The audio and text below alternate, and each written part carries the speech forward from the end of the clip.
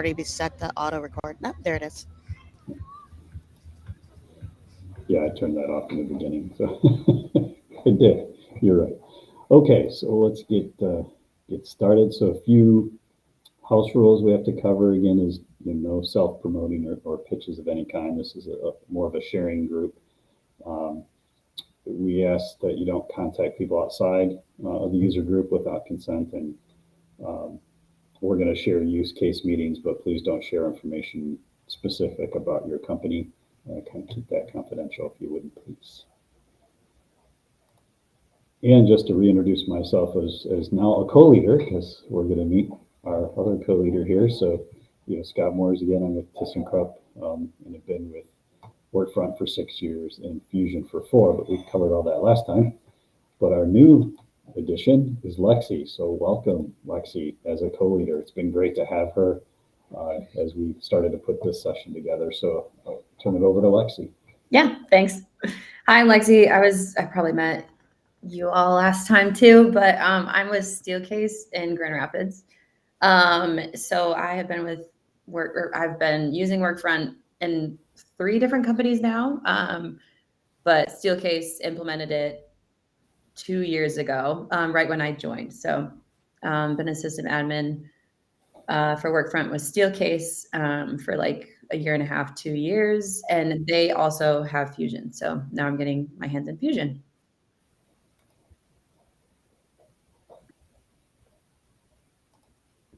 Oh, yes. I'm supposed to turn it over to Monique. And we are I was like, what's next? We are welcoming Monique today you've definitely know her from the events, the Skill Exchange events and everything that she does to promote Workfront and help us with Workfront. So she is lending her time to help us with some expert tips on reporting and dashboards. Yeah, thank you, Lexi. Hopefully, y'all can hear me. I forgot to pack my microphone, but I think we're good.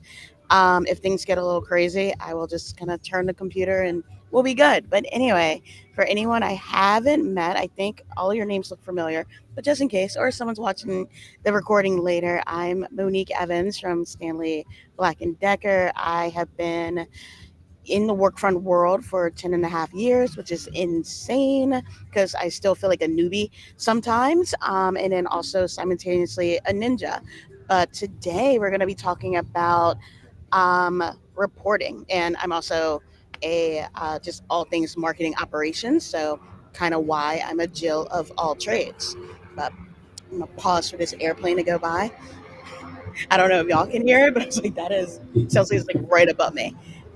All right, we're good. Yeah, so we're gonna be talking about reporting, and because this is a user group, because I've done so many talks, I wanted to talk about something different that I haven't mentioned before. So you're getting exclusive new content. This is not just me pulling up old slides and throwing them off at you, but also I want to make sure that y'all have time to like ask your reporting questions, get really good tips out of this. So I'm only going to talk for like 15-ish minutes, and then the rest of the time, whatever you got, throw it at me. I'm ready. I'm awake. And we'll go from there. Or if not, we'll just kind of talk nerdy about reporting, because I'm sure somebody will bring up something. So you can go ahead to the next slide. I will be going over several just general tips, and then I'm going to dive into them as we go. But my first, excuse me, I'm already excited. My first tip is to create views, groupings, filters, prompts instead of a new report. So often people are going to come to you and be like, hey, I need X, I need Y, what about this? And you're going to just go and make a new report. That might not be what you need to do. There's plenty of times where there's already an existing report that's there, and maybe it's for this year, and they just have like a one-off question of like what was happening in 2024. Sure, you could go and make a brand new report, or you could go in and kind of tweak that filter a bit, and add a prompt. You can go ahead to the next slide, Scott, and add a prompt to kind of show people, hey, here's some options. Now the report is going to show the last 5 years. If you just want to only see this year, here's that prompt for that. But it kind of gives them a bit more autonomy to look and search for the things that they need, especially for one-off requests. I'm sure y'all have heard, but if not, I have 7,000 plus users in my instance. No, all of them don't call me daily. That would be insane. But of the main like 300 or so, I am getting bombarded with reporting requests all the time. A tip that's not in this deck, and I've said it so many times, but I do not let just anybody make their own reports or filters, views, and groupings, right? Like I keep that to a very, very, very, very small pool of people. Slowly growing it as I am personally teaching people through like a very extensive reporting. I call it reporting 101. It basically is like reporting 101, reporting 102, reporting 201, etc., where we go over like here's the basics, here's the object format of what's going on in Workfront, and then as they learn more, I also give them homework. So shout out to the reporting cookbook and the reporting activity book. Because I'm like, nope, go recreate those, right? And I go and I check, and they're doing all of this in the sandbox environment because they do not get that capability in production until I have deemed like, yes, you know what you're doing.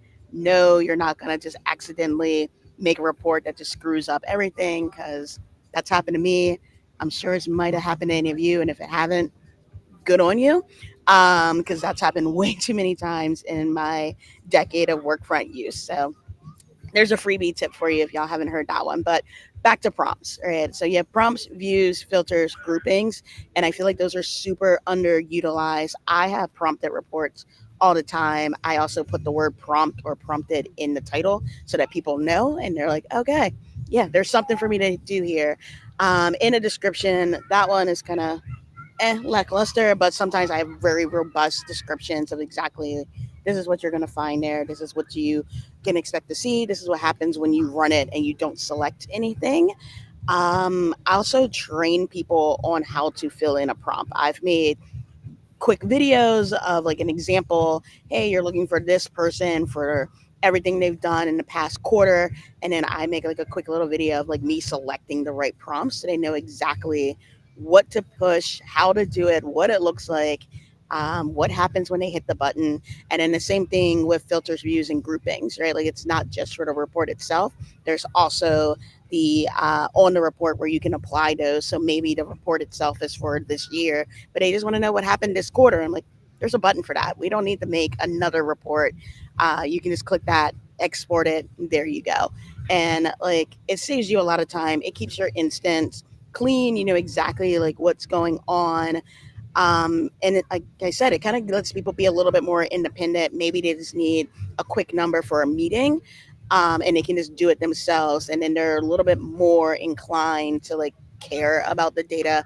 There's been times people come to me and they're like, "Hey, I ran this report and these 5 projects aren't showing up." We go and look together, and I'm like, "Sure isn't." And you know why? Because these people didn't fill out the custom form the right way, and then they go yell at them, right? And that's way more effective than I would. And then the last thing I'll say about this before I move on is label intuitively. And what I mean by that is you're not going to be sitting next to these people while they're doing it. So make sure that the title of the report is exactly what you want it to be. Make sure that the view says what it does, and keep it short. Like don't make it crazy, but put something there so that people will understand it when you're not sitting next to them. I'm sure you've seen I have views that are like 1, 2, 3, 4, and it's truly like here's the right way to like view your project information. The first one is like I think all of the dates. The second one is actually force all of the dates. I think the first one is like here's all of the intro information that you need to like start a project, and the second one is all about like the assignments to it. Don't remember what the third one is because I don't do that part. But the fourth one is all of the dates with the status, and people can just inline edit when they make something done instead of marking something complete. So go ahead, Scott. You can go to the next slide. So my next tip is don't be afraid to try a different object type. This comes up all the time. I have seen on community. I just saw one earlier this week where someone was doing a task report and they were wrapping their head and they're like, "How do I make this happen?"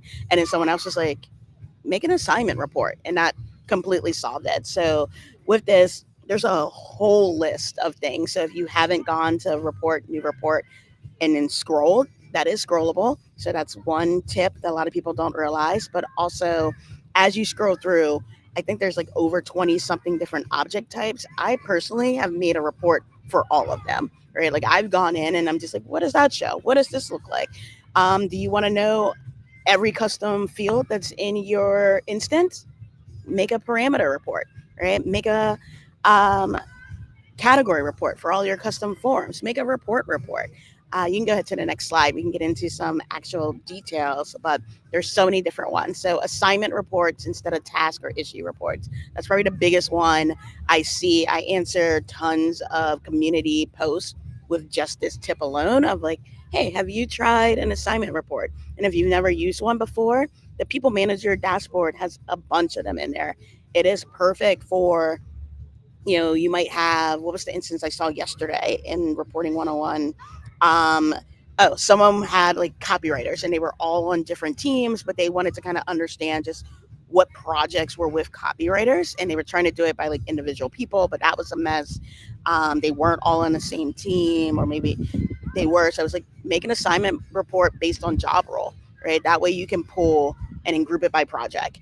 You can pull any assignment, whether it's a task or an issue. So if you wanted to put task and issue details together, this is how you would do it. No, you can't inline edit. That is a drawback. But most of the time, you don't really need to inline edit those things. And you just kind of want to just see the list or get a count, or things like that. It also will automatically excuse, well, if you make a filter, you can exclude the done with my part. So I've done plenty of reports in the past, and then people come to me and they're like, this is still showing up on my list, but I'm done. And I'm like, oh, well, it's because it's still open and the status is based on, the report's based on status. And they're like, I hate it. Right. So then I was like, okay, how can I get kind of crafty with the assignment report? I can say, doesn't, only show the ones that are new or in progress. That way, if a person clicks done with my part, they're done with their assignment, but that task might still be open or that issue might be open. So that's a good way to be able to do that. Also, if you've ever tried to do a report and you do assign to is, and you're like, it's missing half of them, it's probably because that person, again, if you're doing multiple assignments on a single task or issue, it's only going to pull that task owner or that issue owner. And you're probably thinking, like, I don't set an owner for my tasks or issues. It's the first person that you assign it to. No, it's not based on like the role or anything in your template. It's literally the first name that you click. So if you wanted to show any, maybe there's three people, maybe it's me, Lexi, and Scott, but I'm the primary, so it's not going to pull if you say like, show me all the tasks that Lexi is assigned to. It will if you do assignments. I say, show me every assignment that Lexi is assigned to, it'll be there, which is super helpful. And also, you can, if you're not comfortable with text mode, because a lot of the other, you can do these things with task reports and project reports and things like that. You're probably going to have to do an exist statement. You're probably going to have to get like really nitty gritty in there. If you wanted to make something more simplistic, an assignment report is where I would suggest to start. So go ahead, Scott, to the next one, and we can talk about, I think, document version reports.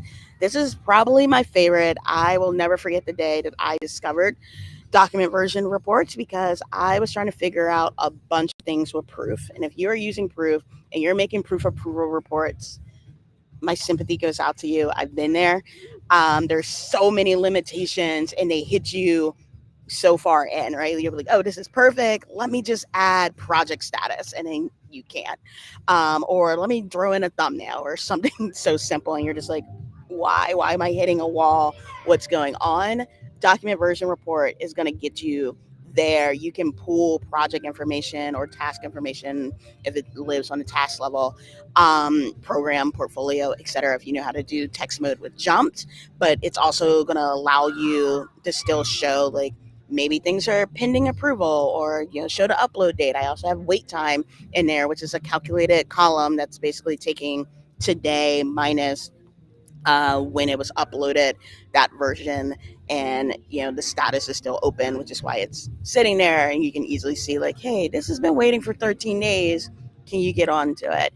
There's three columns in the middle are blank just because it actually has like real document names and people and things like that. But you all know what projects and file names look like. So just imagine that there's some names in there. But yeah, like a document version report is really that girl. And you can also do some inline editing depending on what lives on the document itself. There will be some limitations, especially if you're making a jump to like project status and things like that. But if you've ever tried proof approval reports, there's no inline editing. There's nothing. Like it is just here you go and that's it. So if you are still using proof and you want to report on it and you've hit a bunch of brick walls, try a document version report, not a document report. That's different.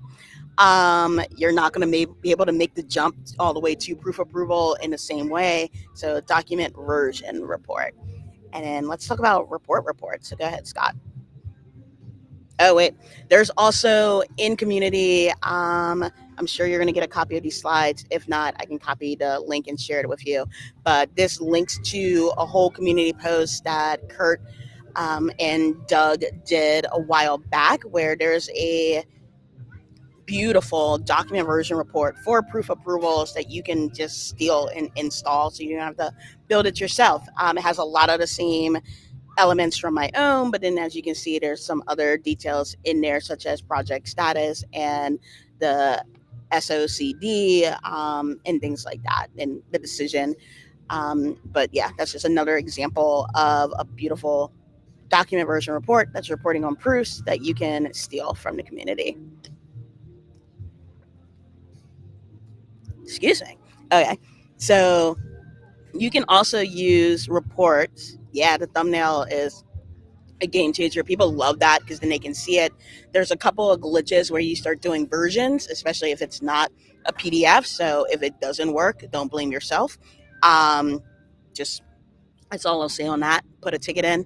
I think they fixed it for the most part, but every once in a while I'll notice that like a thumbnail just doesn't show up.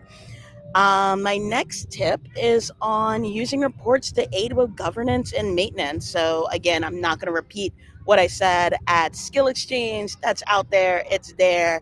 These are some other examples of things that you can do. One is creating dashboards to kind of monitor usage and rule adherence. So, what I mean by that is, again, in that first example when I said that there was like 5 projects that were missing because a field wasn't filled out, you can make exception reports, and I do that for most of my use cases where there are key fields where I'm like, you have to fill this in. If you don't, our reports just don't work and leadership won't know what's going on. Help me help you. And I make that, and I use a wild card, and in there people know if something is showing up, there's something wrong, right? Like it only shows if something is missing.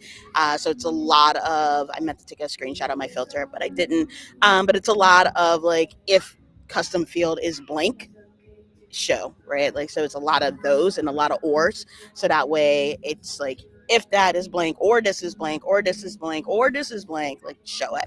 And then they know. I also highlight using what is the word? The formatting, custom formatting. There we go. Conditional formatting. Here we go. I use conditional formatting to kind of color code.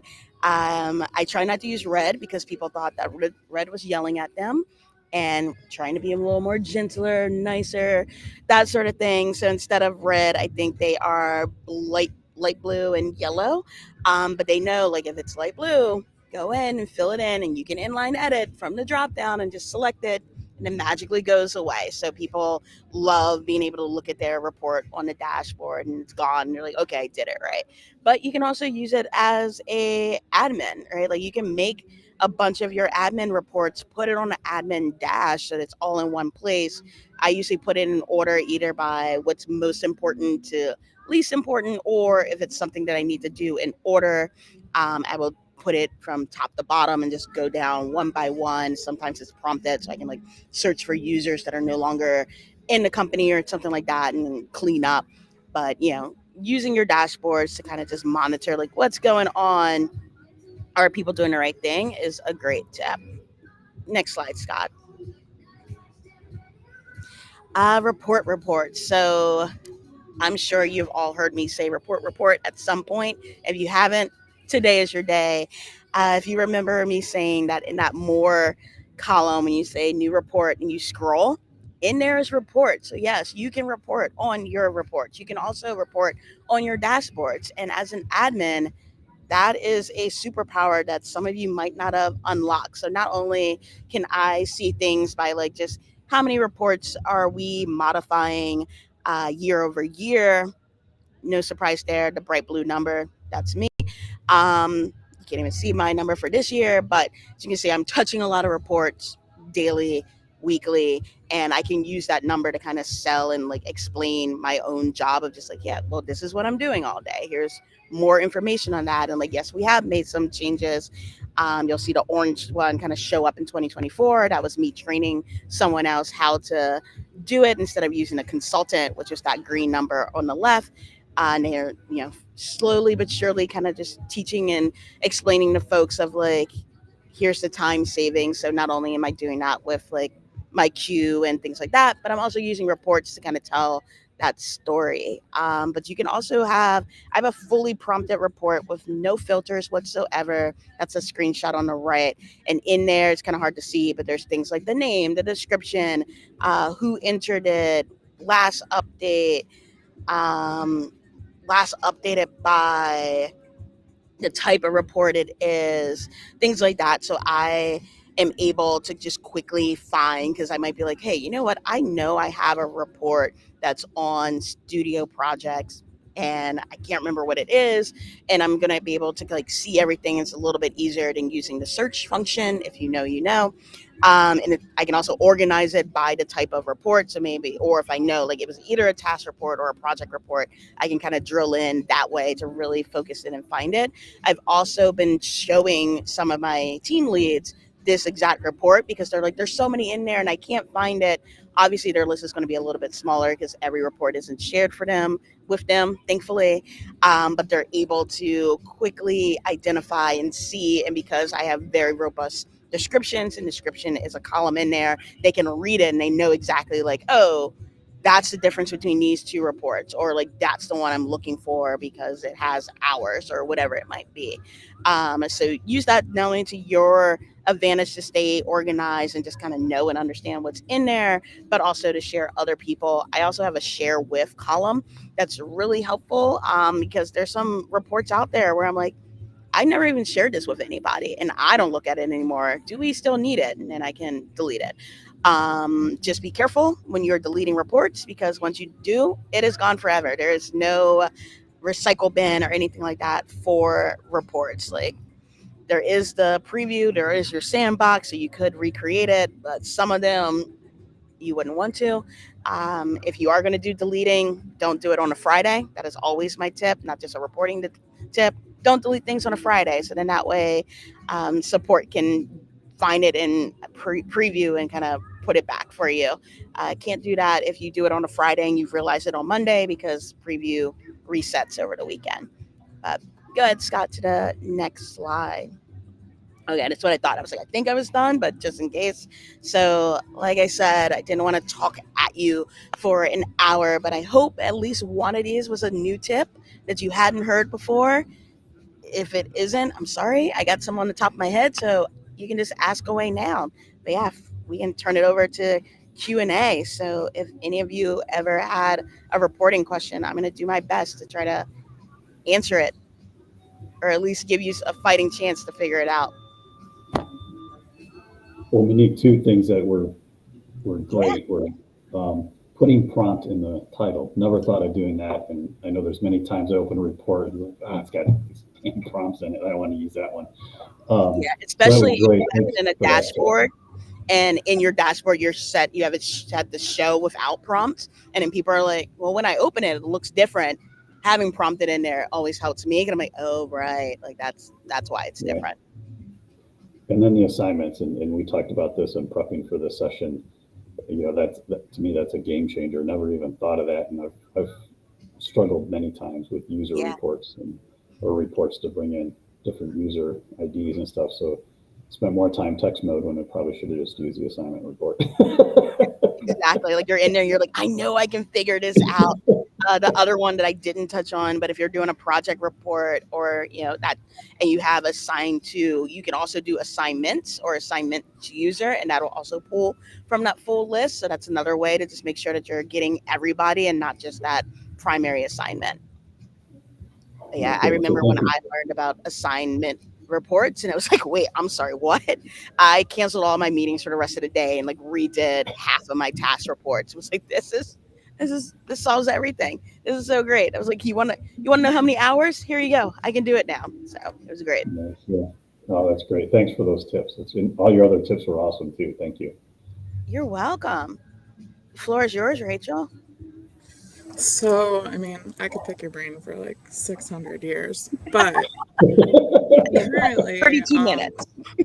yes, exactly. I have a client who hour reports. We're running into an issue. Thankfully, I'm guessing a timesheet report is what I actually am going to need. Thankfully, they use them. Okay. But if they didn't, the problem we're having is most of the stuff to like pull a date range is by entry date, hours entry date, but then you lose everyone that has zero. And I'm wondering how to Yeah. pull in those people that did not fill out their hours.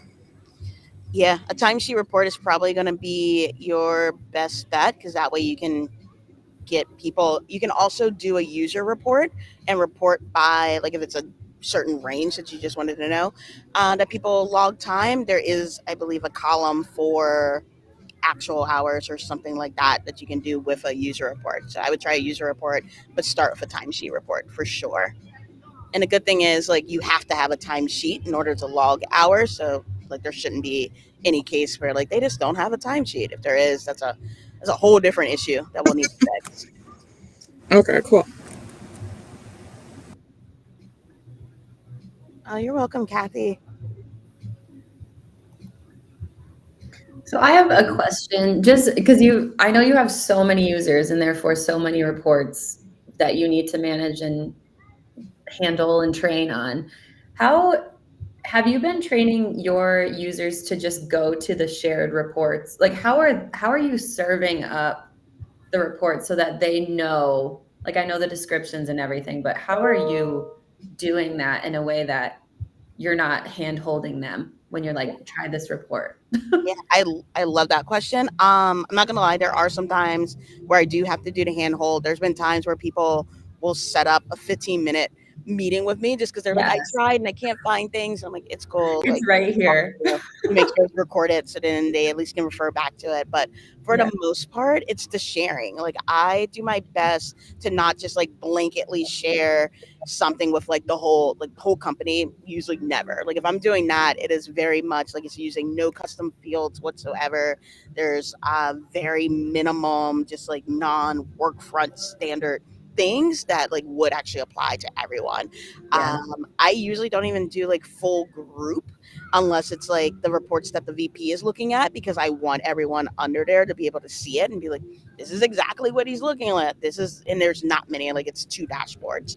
But for the most part, I limit how many reports I'm sharing with any given individual. I'm not sharing with individuals. I usually will use, a team or a role or, like I said, group sparingly. But there are some times when I do need to just share with an individual, and that keeps that sheer number down. So I think I had, when I looked yesterday, it was like 2,000, couple hundred reports in Workfront, right? Like, my eyes gloss over when I'm trying to find Right. that. So anything I can keep that number small. I think on average most people have like 100 or so, which is still insane. But then they also know about the prompted report where they can go in and kind of search and find it. And then, like I said, everything in Workfront is searchable. So my descriptions are usually filling up that entire word count to the point where I'm like, okay, what can I abbreviate to make it a little bit smaller? And it's because I list things like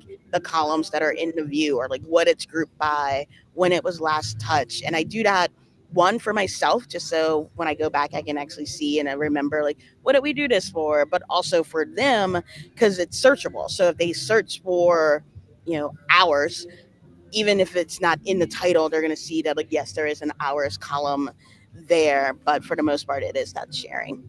Yeah. Okay. And also making dashboards so then like multiple things are together in one place. So just be like, so there's, I think almost every team that I have has like a dashboard where I'm like, here is your current work. Here is where you can find anything and everything. I also make prompted search reports for them, which is the filters are very minimum. Like it's basically like all projects for this team or like the group is this or whatever, and then everything else has a prompt, so then if they did need to pull something together very quickly, they can always go back to their search report and then just run it for last year, this year, next year, whatever, Got um, it. and see things there. But yeah, sometimes you do got to hold their hands. Yes. Like I made a report for that. Yeah, there's been times where somebody will be like, hey, I wish we had a report for this, and I'm like, we do. uh, did you search? And they're like, I swear I searched. I'm like, oh, if you say so. So, yeah. Yeah, I think it's just sometimes overwhelming when you go, yeah. Yeah, but also sometimes they just say it and then they're like, I didn't search. I'm like, okay, well, that's why this is there, right? Like call their bluff a little bit. Yeah. Cool, thanks. Good. Any other questions? Go for it, Rachel. I mean, Rachel has another one. Awesome. Rachel Great, has 600 years worth of Yeah, questions. I know. I do, honestly. Well, because I work the way I do it, I'm not really an admin. I do like client work. So it's constantly new users that need. Well, and that's another thing is there's no way to really. I wish I could put the reports I need in my instance and then somehow just copy them over to someone else's instance. But There's slightly a way to do that. is there? There is. There's a couple things that you can do. One, if you go to community and search like reporting elements, I have a post on there where I talk about making a report that tells you like literally what the filter view and grouping is for every report in your instance. So you can essentially like copy that and put it in. There's another report that I think is like reporting elements with links, I think is what it's called. Again, if you can't find it, you know how to find me. We'll discover it together. But in there, it kind of gives you a link to it. So then you can basically copy to text mode. But I do know my consultant. So if any of you don't know, I have a consultant that I work with to do pretty much all of my Fusion stuff because I don't have time. So I believe there was a way that he actually exported the reports that like he made and then imported it in. I want to say that it was like a CSV of some sort and then a kickstart of some sort. But yes, there is a way to do it. Sometimes it's a little bit faster just to build it yourself. But if you post that question to community, I will absolutely make sure that we get the answer of like, here's how to do it if you ever wanted to export. Speaking of community, I know you've mentioned the user adoption reports you have a million times. Is that something I'd be able to easily find an experience like Um, somewhere? Yeah, so at Skill Exchange, I talked all about user management and a lot of the things that I do there, including some reports. So start there. There's also a Kickstart that we launched from the Skill Exchange that's called the Analytics Analysis. User analysis dashboard that has like a bunch of great stuff in there. It's a lot of like active users group by group or role and things like that to be able to clean it up. For some other adoption stuff, there's definitely posts somewhere. Could not tell you what they're called and right now, but I do know that there's some I'm out gonna there. search by your name. I mean, literally, that's what I do. When people ask me, I'm like, hold on. It sounds so vain, but I'm like, I know I talked about this, and then I just do a search for Monique Evans and quotes, and I'm like, oh, here it is. Here's the link. So Thank you. yeah. Oh, I see Lisa's question in the chat, which is basically about like fusion. So yeah, I will. If you, I think we're friends on LinkedIn. If not, add me. Send me a message. I will send you over Dr. Doug's info. I'm not going to do it here just because I don't want this to turn into like a selling thing, even though. I mean, I don't get a kickback from it, but just to make sure we're not breaking any of the Adobe rules for WUGs, but I will gladly tell you about the consultant that I've used. I also know a couple other folks that work at other places that I can recommend, just so that you have options and you can kind of find who you want to work with. But yeah, highly, highly, highly, highly recommend if you are starting to do the fusion journey. Don't do it alone, because when fusion goes wrong, it goes wrong in a big way, and nobody wants or needs that. Like, I just had a scenario for whatever reason pull like every user in a group instead of just the new user that was added, and it posted to all of their workfront profiles. And of course, I got a bunch of folks that were very freaked out, thinking like, wait, am I on a list somewhere? I'm like, not that I know of. I don't think you're getting laid off or anything. Fusion was just being weird. I'm sorry, because like the note was also very ominous. It was basically like, this person has been flagged for review, but it was a note for me to just make sure that like all their stuff was like set up correctly, right? So yeah, so just know, again, most of the tips that I give are from my own mistakes. So if I can help anybody else out, work with a consultant. Make sure that you get documentation that tells you exactly how it works, so that you have it for when they go away and you're left to like make small, or should be small, updates on your own. Miguel, I'll echo that. Yeah, consultant has definitely helped. We have one as well that helps us because you're right. When it goes bad, it goes bad. We've had a few scenarios that we've had to spend hours fixing Workfront because it probably would have been the same amount of hours to write a Fusion flow to undo it all as well. So Yeah. having someone there, because the modules too can get confusing. Because you think some of the modules work the way they're supposed to, but really, if you had one or two of the other modules that you don't understand, Yep. it runs beautiful. And the consultants know all the ins and outs of these modules within the scenario. So I Yeah. echo that when you Or you think you added a filter, uh, you know, in between your modules and you didn't, so then it pulls everything, or you thought that you told it to just run once and it didn't, so it just went ahead and updated every user in your instance. Again, ask me how I know. Yeah, yeah, been there, because it's also one where like Fusion just keeps going, right? Like, it doesn't stop unless it hits so, an error. So if it's right, it's like, all right, I'll do this all day. And you're like, no. So yeah, there's been plenty of times where I've had to like make that post of shame, if you will, and be like, sorry, we're making some changes. I will fix it. Give us a minute. And then you yeah, backtrack and try to find everywhere that Fusion has touched to just undo it and make it right. But I mean, I still love it. I will still advocate for it, but there are some pitfalls in a major way. So if you don't have to do it by yourself, don't. agreed, agreed. Ooh, favorite blueprints. So I live by the, what is it? System admin.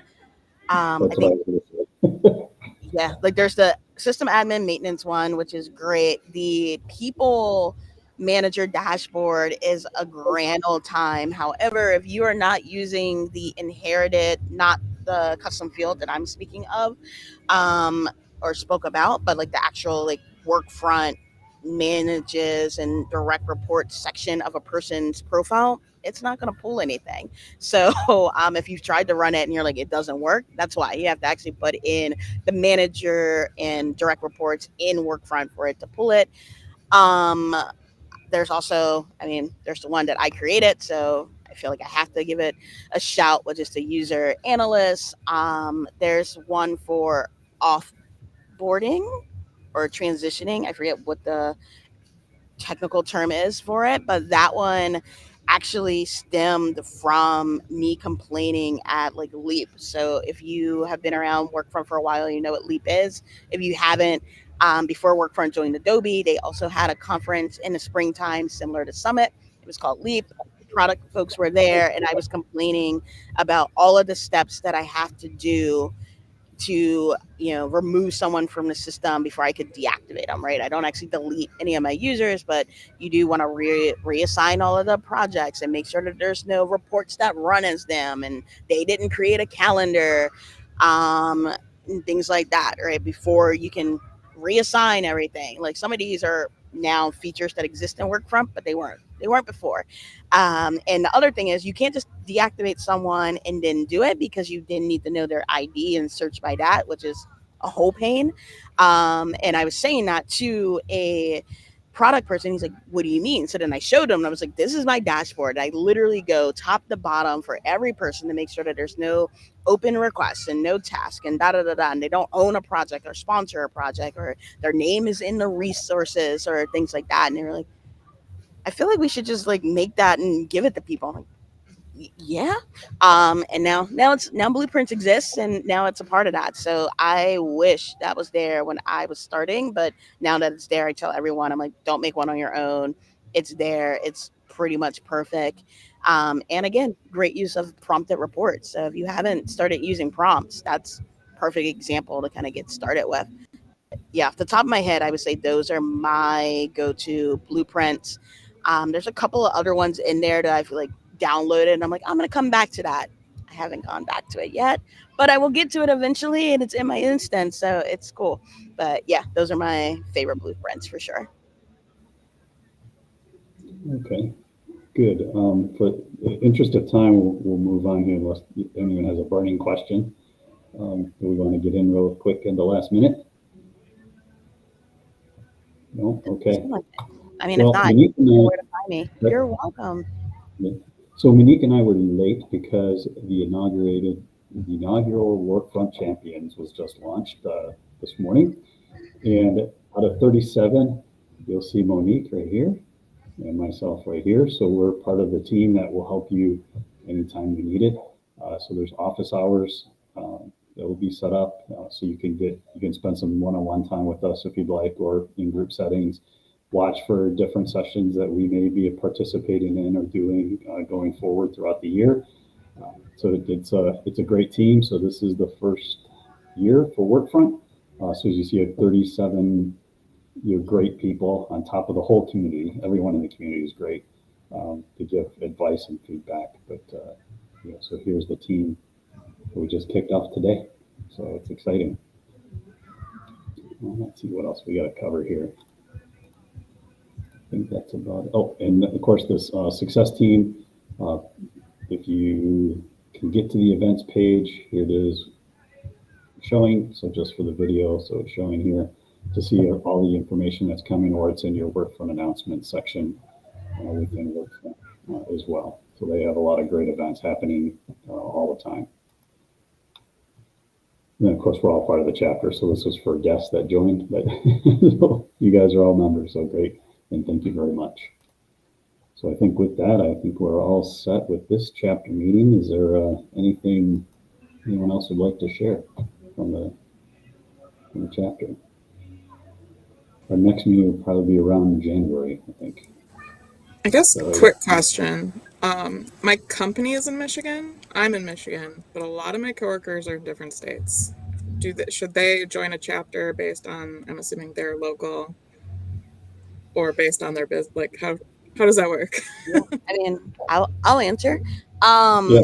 You don't actually have to live in the place that you join. Like, it's always great if you do, especially if there's like an in-person element, because it'll be closer and whatnot. But I mean, you can, if you want to know what's going on in Utah and talk to those folks, go to their thing. Don't feel like you have to only stay with everyone in the mitten. No, nothing against Lexi and Scott, but you can join mine, join Philly, join Central America. Well, that sounds weird. Central US, the Great Plains, whatever we're calling that area. Yeah, it's fully open to any and everyone that you want to be a part of, especially like if you're traveling, like, if there was a Florida chapter, because I'm in Florida right now, I would definitely hit them up and be like, hey, is anybody around? But it's all about just like networking and, being more regionalized, a little bit more tight knit, closer. But yeah, don't feel like you or anyone that you work with has to be wherever your company is or whatnot. Yeah, and we're all pretty good about posting on LinkedIn all the events and stuff, so they can also follow that. You don't have to be a member of the chapter to join. I mean, they do want you to register to get to that event. They can be deactivated if they only wanted to attend the one event and quit getting all the announcements.